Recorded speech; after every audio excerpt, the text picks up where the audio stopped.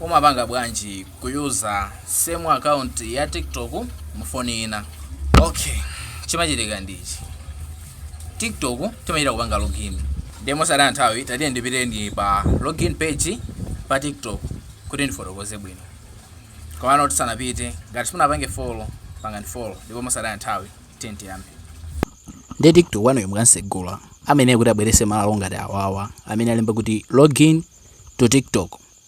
So munthu popanga create account tingweleza kuti pange pa sign up. Ndipo aliyese popanga create account yakeyo imakhala kuti inambwereserapo apa. Ndio makhala kuti unapanga mwina continue of Facebook kapena continue of Google kapena unapanga use phone or email. Ndio apa imakhala kuti unachita kusankha wekha njira yokuti upangire create account yakoyo tingweleza kuti unapanga use phone. So nzaso kuti login kuja ukapanga login uwene upange abalemba kuti use phone, email or username. Ndio maeneo upange umenepo. Ngati unapanga continue with Facebook ukuso uwene upange continue with Facebook. Ngati unapanga continue with Google ukuso uwene upange continue with Google. Fika kuti makhala kuti account yakoyo unapangira create Google account. Continue with Facebook ndio makhala kuti account yakoyo unapangira create the Facebook. So kupanga login ko zili ngati mwina jina Facebook omwe acha.